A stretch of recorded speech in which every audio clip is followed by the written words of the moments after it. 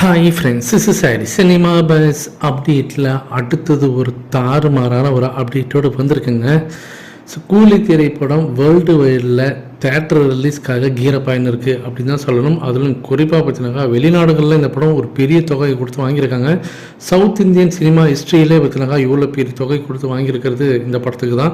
So north அமெரிக்காவில் இந்த படத்தை வந்து ஒரு பெரிய லெவலில் ரிலீஸ் பண்ணணும். இது வரைக்கும் நம்ம இந்திய சினிமா வரலாற்றிலே இந்த அளவு ஒரு வைடஸ்டான ஒரு ரிலீஸ் இருந்திருக்கக்கூடாது. அப்படி ஒரு பிளானை தான் இப்போ கூலி திரைப்படத்தோட டீம் வந்து ரெடியாக இருக்காங்க. சன் பிக்சர்ஸ் அதுக்கான எல்லா வேலைகளும் இறங்கியிருக்காங்க அப்படின்னு தான் சொல்லணும்.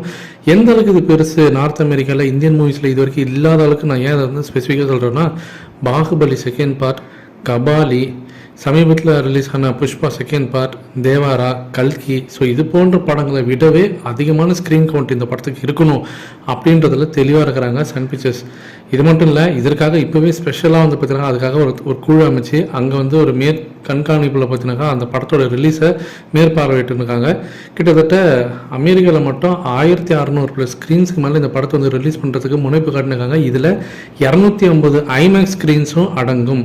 ஸோ அப்படி பார்த்தீங்கன்னாக்கா இது வரைக்கும் நம்ம சவுத் இந்தியா மட்டும் இல்லை, இந்திய சினிமா வரலாற்றில் இவ்வளோ ஸ்க்ரீன்ஸில் ரிலீஸ் ஆன ஒரு படமாக கூலி தான் இருக்க போகுதுன்றதில் எந்த விதமான ஒரு டவுட்டும் இல்லை.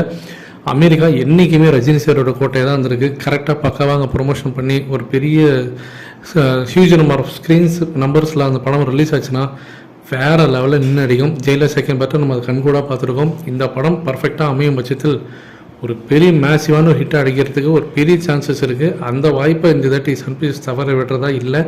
ஏற்கனவே பாலிவுட்டில் இந்த தாட்டி ரொம்ப கான்சன்ட்ரேட் பண்ணுறாங்க. ஏன்னா Jailer second part, Jailer first பார்ட்லேயே அதை வந்து தவற விட்டுட்டாங்க.